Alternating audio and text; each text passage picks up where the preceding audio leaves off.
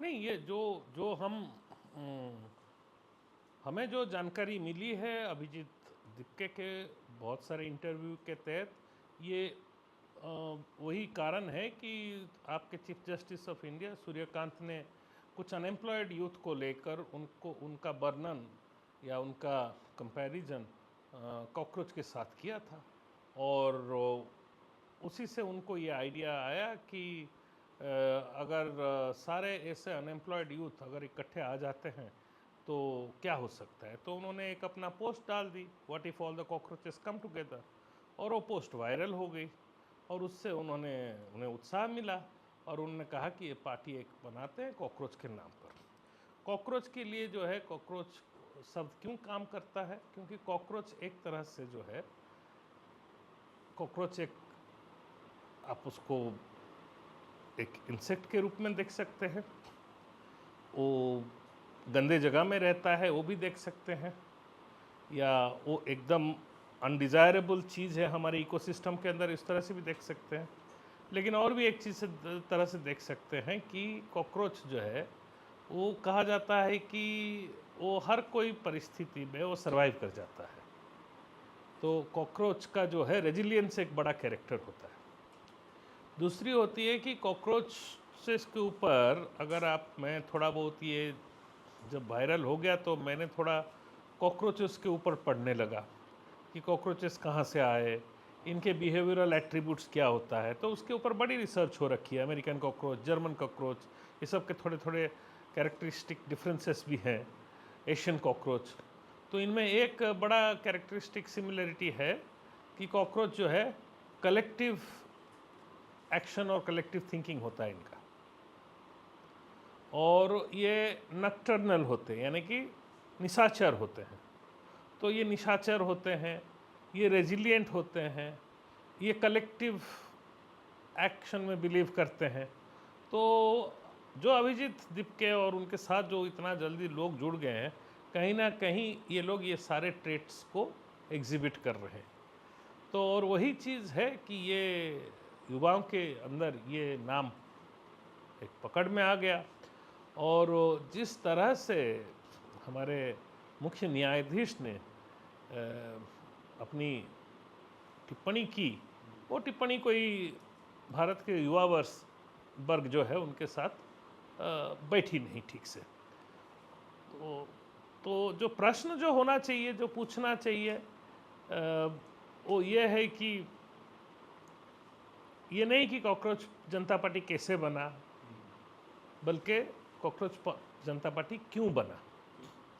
ये जो इतनी तेज़ी से इनके साथ लोग जुड़े हैं, 15 मई को इन्होंने ऑनलाइन ये प्लेटफॉर्म लॉन्च किया। ये एक मजाक के तौर पर शुरू हुआ, एक सटायर के तौर पर शुरू हो गया, लेकिन अब कहीं ना कहीं ये कुछ सीरियस मोड लेते हुए दिखाई दे रहा है।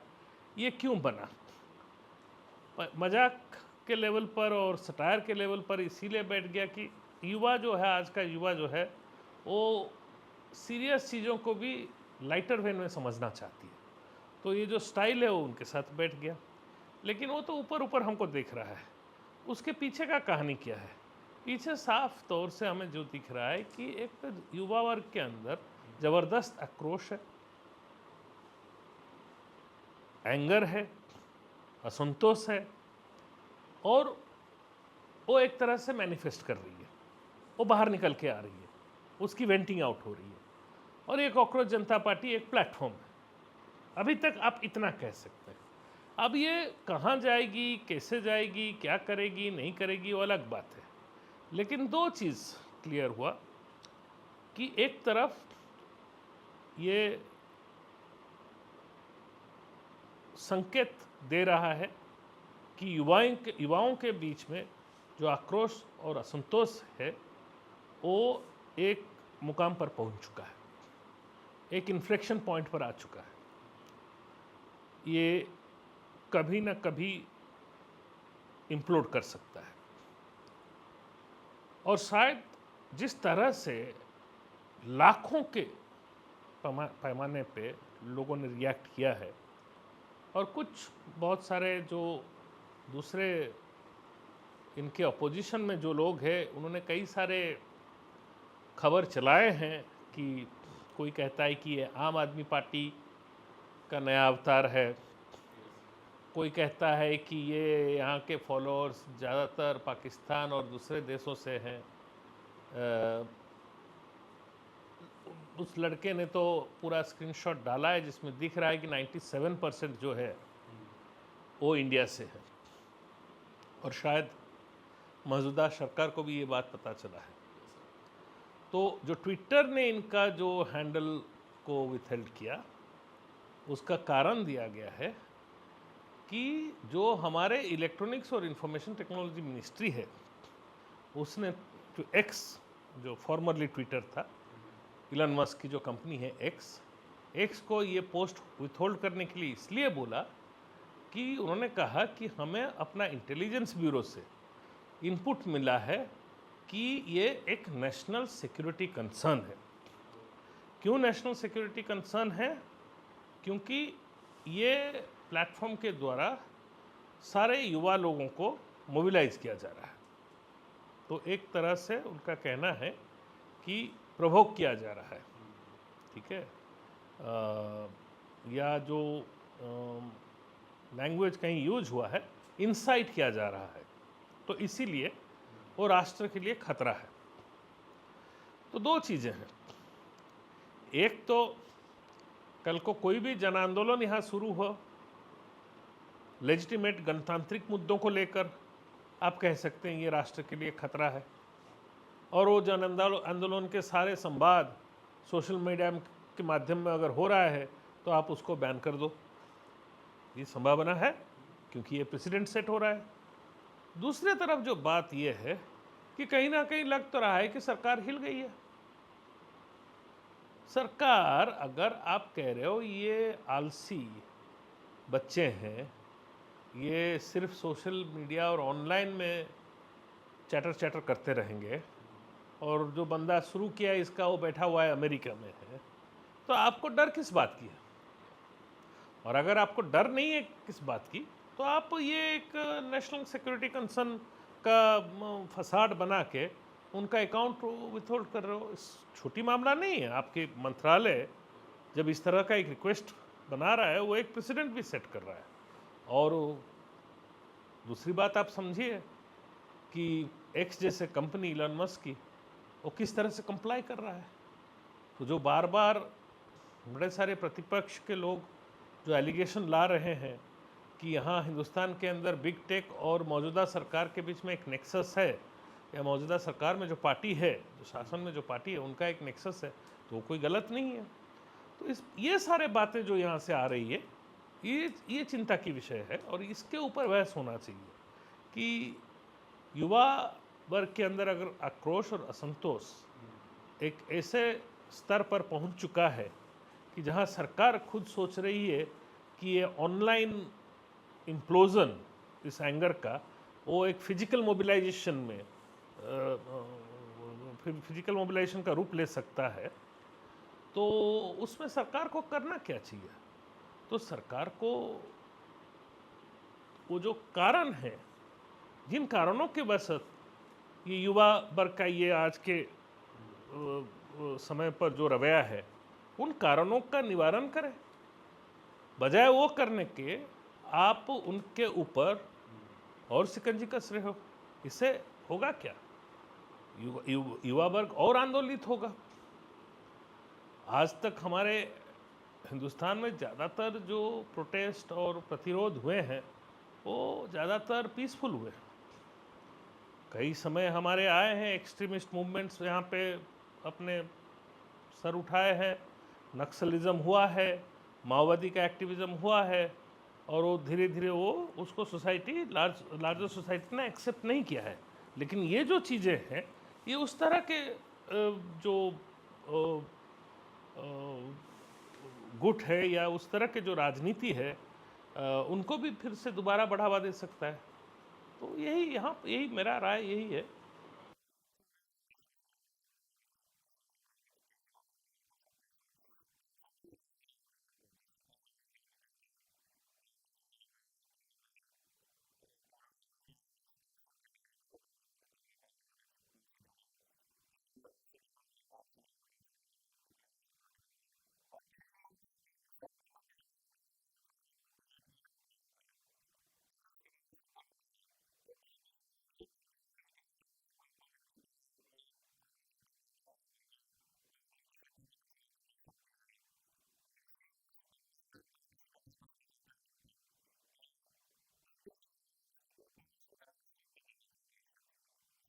पर कर रहे हैं ना, कर रहे हैं। ये देखिए काफ़ी पैरेलल्स आपको मिल रहा है।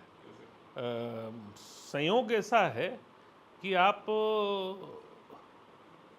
जब इंडिया अगेंस्ट करप्शन ऐसे ओवरनाइट निकल के आया था, जगह जगह से लोग आ गए थे, काफ़ी एनआरई लोगों का भागीदारी थी, और उसके दो कारण थे जो इमीडिएट ट्रिगर थे। वो एक था भ्रष्टाचार, और कहीं ना कहीं एक पॉलिसी पैरालिसिस का भी फेज घुस आया था, क्योंकि 2008 जो हमारी फाइनेंशियल क्राइसिस हुई, उसके बाद जब हमारी रिकवरी हुई, हम तो रिकवर कर गए ठीक ठाक 2010 तक, लेकिन वो जो रिकवरी है वो 2008 में जो क्राइसिस के चलते और उससे पहले जो हमारी ज़बरदस्त आर्थिक विकास हुआ था, उस आर्थिक विकास के दौर में जो लोग शामिल नहीं हुए थे, जो पीछे रह गए थे, उनको किस तरह से हम साथ ला पाए, उसके ऊपर फोकस करने के बजाय हमने सहज रास्ता ढूंढा रिकवरी का। और जो रिकवरी हुआ, उस रिकवरी से अमीरों को ज़्यादा फायदा हुआ, बड़े बड़े उद्योग को ज़्यादा फायदा हुआ, पूंजीपतियों को ज़्यादा फायदा हुआ। 2009 इलेक्शन मनमोहन सिंह जब जीते, मनमोहन सिंह के नेतृत्व में जब जीता कांग्रेस, बावजूद लेफ्ट के साथ अलायंस तोड़कर, तो सारे अखबार में हेडलाइन बना था सिंह इज किंग। तो ये भूलना नहीं चाहिए कि 2009 में सिंह इज किंग का हेडलाइन आया था, और भारी बहुत बढ़िया बहुमत से जीते थे। जो यूपीए अलायंस था, भारी अच्छा खासा बहुमत से जीते थे, पॉपुलर वोट के साथ जीते थे। और 2 साल के अंदर कॉमनवेल्थ गेम्स से शुरू करके कई सारे कंपनी जो बैंकरप्ट हुए, बैंक के लोन लेकर जो डिफ़ॉल्टर बन गए, लाखों करोड़ों का लोन नहीं दे रहे थे, ये सारे चीज़ें 1-2 साल के अंदर पूरा माहौल बदल दिया। इंडिया अगेंस्ट करप्शन पैदा शुरू हो गया, एक मूवमेंट, वो सारा पॉपुलर इमेजिनेशन को कैप्चर किया। उसके तहत एक नई पार्टी उभर के आई, आम आदमी पार्टी। आम आदमी पार्टी ने एक तरह से जो विपक्ष का कैंपेन है उसको काफ़ी मजबूत किया, लेकिन उसी के साथ साथ एक बीजेपी में एक नए नेता की राष्ट्रीय स्तर पर आविर्भाव होता है, वो है नरेंद्र मोदी। और उसके बाद वो कंसोलिडेट करते हैं उस गेंस पे, और 2014 आते आते बाजी बीजेपी मार लेता है। लेकिन इस दौरान और एक बड़ा चीज़ है, ये सारे पॉलिसी पैरालिसिस, भ्रष्टाचार, विदेशी पूंजी का कॉन्फिडेंस, भरोसा कम होना, भारत का अर्थव्यवस्था और अर्थनीति थोड़ा डामाडोल होना, ये सारे का एक जो मैनिफेस्टेशन है, सिम्टम जो दिख रहा था, वो एक चीज़ में दिख रहा था, वो है रुपये की ज़बरदस्त गिरावट। 2010 से लेकर 2013 के बीच में, 2010 में रुपए का भाव जो था 46 रुपये प्रति डॉलर था, 2013 आते आते 58 रुपये प्रति डॉलर हो गया, यानी कि 25% की गिरावट। रुपये 3% से ज़्यादा नहीं होता है, एवरेज 3% का डिप्रिसिएशन होता है। कई साल ऐसे होता है जब रुपये ऊपर भी उठ जाता था, उससे पहले अगर हम देखें तो 25% का गिरावट हुआ, और वो बहुत बड़ा गिरावट हुआ। वो गिरावट अपने आप में कुछ कहता है, लेकिन वो गिरावट के पीछे जो अर्थनीति का हालत है वो भी एक चीज़ है। और ठीक आज के समय पर अगर देखेंगे तो गजब का पैरेलल है। रुपए का गिरावट शुरू हो चुका है सितंबर 2024 से। जैसे उस समय विदेशी पूंजी पलायन कर रहे थे, अभी विदेशी पूंजी पलायन कर रहे हैं पिछले 1.5 साल से। रुपया 15% गिर चुका है, आने वाले दिनों में 10% गिरेगा ही गिरेगा, क्योंकि परसों ही जो है फॉरवर्ड मार्केट में, यानी कि 1 साल के बाद क्या रेट हो सकता है, जो लोग हेज करते हैं, रिस्क को अपना हेज करते हैं, वो 100 रुपये प्रति डॉलर हिट कर गया परसों। यानी कि लोग ये रखते हैं कि 1 साल से पहले ही रुपया जो है, डॉलर जो है 100 रुपये क्रॉस कर जाएगा। तो यानी कि आने वाले साल भर में और 10% हो जाएगा या 8% हो जाएगा। यानी कि जो 25% आप गिरावट देखे थे, लगभग उसी तरह से 20 से 25% इन 3 सालों में आप देखने वाले हैं, 2024 से 2027। और उस समय जिस तरह से भ्रष्टाचार, सिस्टमिक इनएफिशिएंसी पॉलिसी पैरालिसिस, क्योंकि कुछ हो तो नहीं रहा है। अभी देखिए इतना बड़ा क्राइसिस आ गया ईरान में, ईरान युद्ध के बाद फरवरी 28 को युद्ध शुरू हो गया, बहुत बड़ा क्राइसिस, बहुत बड़ा आफत आ गया हमारे ऊपर, बड़ी आर्थिक संकट, भारी आर्थिक संकट। और ये चीज़ एक चीज़ है जिसके ऊपर राहुल गांधी और मोदी एक मत है, दोनों कह रहे हैं कि भारी आर्थिक संकट है, लेकिन आप ये नहीं बता रहे हैं अगर ये आपको क्या अचानक कल महसूस हुआ, पिछले इतवार से पहले महसूस हुआ? ये तो संभव नहीं है, क्योंकि उससे पहले आप 75 दिन जो है चुनावों में घूम रहे थे। ठीक उसी तरह से कोरोना के समय इतनी बड़ी महामारी आ रही थी, आप लेकिन वही बंगाल में चुनाव प्रचार में व्यस्त थे। और अब जो है आप अगर देखेंगे कि अगर आपको एहसास हो गया तो आप जो है तुरंत उसके ऊपर कुछ कामकाज शुरू करिए, नहीं आप उसके बाद जो है निकल पड़े विदेश यात्रा में। अब आके वापस कल पहली काउंसिल ऑफ मिनिस्टर्स का मीटिंग हुई, पहली काउंसिल ऑफ मिनिस्टर्स का मीटिंग हुई कल इस क्राइसिस के ऊपर। आप समझ सकते हैं लगभग 90 दिन होने को आ रहा है। तो कहने का मतलब ये है कि ठीक ऐसे ही हो रहा था 2010 से 13 के बीच में, देश में जगह जगह आग लगी हुई थी आर्थिक रूप से, और सरकार में कुछ हो नहीं रहा था। ठीक है, तो एक तरह से मुझे तो ज़बरदस्त पैरेलल दिख रहा है। अब देखने वाली बात है क्या एक नई पार्टी यहाँ से निकल के आएगी, हाँ, या इसका फायदा सीधा सीधा प्रतिपक्ष को जाएगा, या क्या ये भी हो सकता है कि एक और नया विपक्ष का फोर्स आ जाए जो विपक्ष को विभाजित कर दे। हाँ, हर तरह की संभावना है, हमें देखना पड़ेगा। लेकिन इतना बात तो साफ है कि माहौल बदल रहा है, हवा बदल रहा है।